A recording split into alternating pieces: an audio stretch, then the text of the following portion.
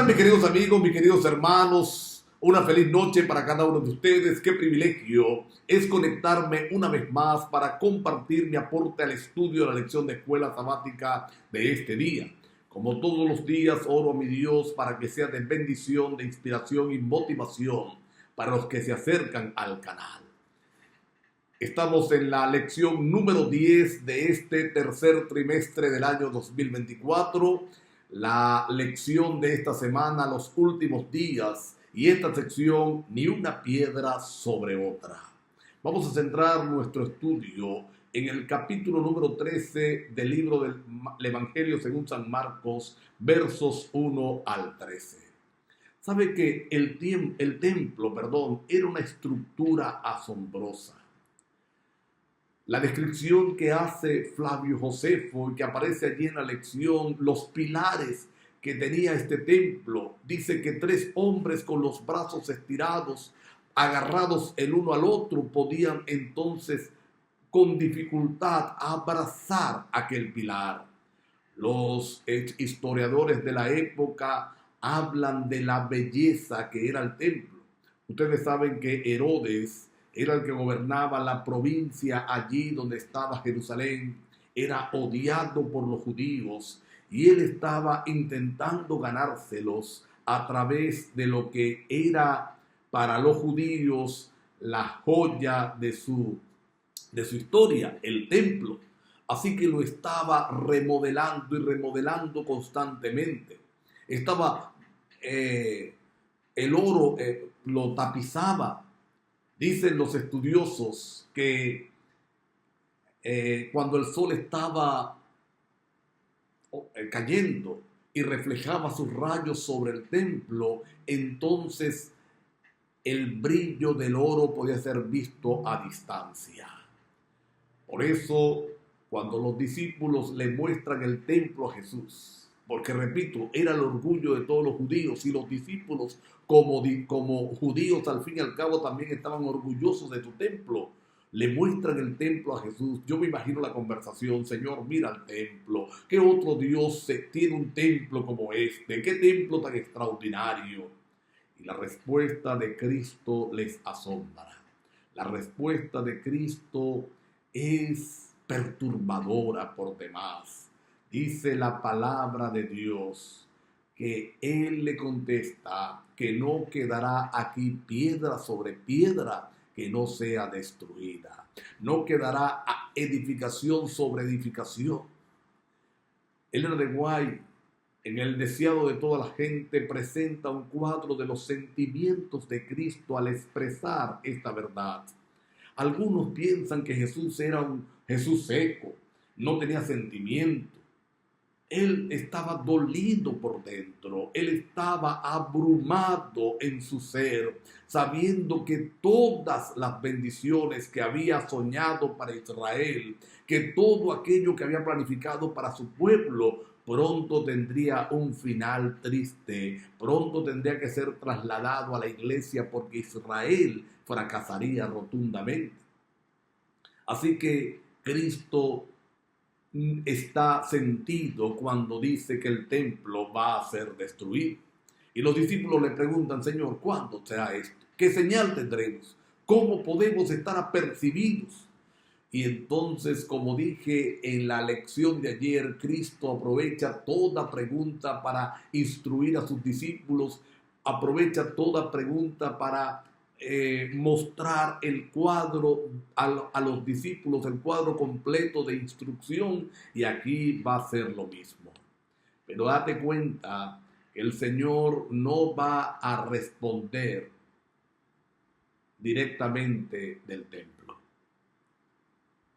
Lo va a usar como referencia, lo va a presentar como una parte, pero va a dedicar en esta primera sección, hasta el verso 13, principalmente a hablar de las pruebas que los seguidores de Cristo tendrían que enfrentar. Hablar de las situaciones difíciles que aquellos que decidieran por Jesús habrían de enfrentar. ¿Sabes? Yo siento que ahorita nosotros en la mayoría de los países de este mundo tenemos un cristianismo light, un cristianismo sabroso, tranquilo, un cristianismo que no despierta oposición. Y cuando el cristianismo no despierta oposición, aquellos que decimos ser cristianos tenemos que revisarnos, tenemos que mirarnos, tenemos que ver qué estamos predicando, qué estamos diciendo, qué estamos haciendo, porque no causamos oposición. Pero en ese tiempo, ser cristiano, y como lo será el tiempo del fin, ser cristiano era terrible. Y él dedica tiempo para instruir a los discípulos, para enseñarles a los discípulos de entonces y de ahora cómo vivir enfrentando las pruebas.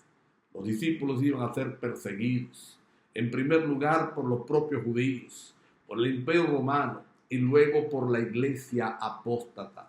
Serían encarcelados por estos tres poderes igualmente, y muchos de ellos serían ejecutados.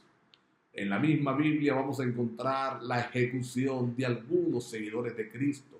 Santiago, el primero de los apóstoles, y Esteban, el mártir de los diáconos, y muchos más, todos ellos enfrentando tribulación a causa de Cristo. Así que el Señor utiliza la pregunta de los discípulos para enfocar a los mismos, enfocar a los discípulos en la atención a cómo Él cuidaría de ellos en medio de la prueba. ¿Qué tendrían que hacer? ¿Cómo enfrentarla?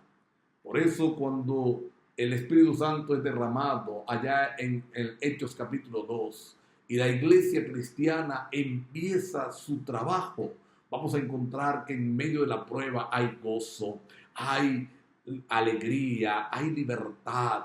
No se ve un discípulo apesadumbrado, no se ve un apóstol quebrantado, pensando ¿por qué me sucede esto? ¿Por qué me pasa aquello? No, ellos están entregados a la tarea, sabiendo que el Señor está con ellos, a pesar de que la tarea pueda causarles la muerte, a pesar de que la tarea pueda causarles dolor, a pesar de que la tarea pueda ser para ellos más bien contraproducente.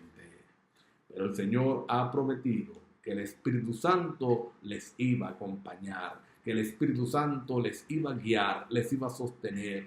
Nosotros vamos a encontrar ese poder en los apóstoles, vamos a encontrar ese poder en los reformadores, quemados en estacas, algunos de ellos muriendo, cantando alabanzas al Señor, cuando los están prendiendo en fuego, quemados y cantando.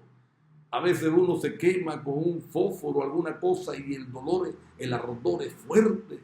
Imagínate tú lo que el Espíritu Santo era capaz de hacer en aquellos seguidores.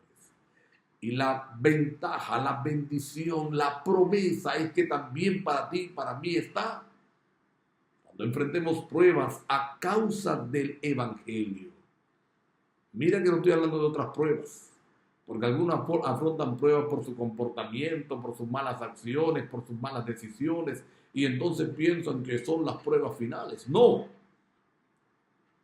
Cuando enfrentamos pruebas por causa del Evangelio, el Señor promete cuidarnos con su Espíritu Santo. Alabado sea el nombre del Señor. Alabado sea el nombre de nuestro Salvador. Mira, esta profecía se cumplió, como lo vamos a ver más adelante. Y podemos tener confianza en que todas las profecías también se cumplirán. ¿Me parece que oremos para agradecer al Señor su cuidado por nosotros? Y que ese cuidado nos ayude a comprometernos como los discípulos de antaño, como los reformadores, como nuestros pioneros, a hacer el trabajo que tenemos que hacer, a predicar con pasión, a predicar con todo el corazón para que otros se conviertan al Señor. Querido Padre, gracias por la lección de hoy, por las enseñanzas dadas. Ayúdanos a comprometernos contigo. Por encima de cualquier dificultad, tú seas lo principal en nuestras vidas. En el nombre de Jesús. Amén. Mis queridos amigos, mis queridos hermanos, nos vemos mañana, Dios mediante.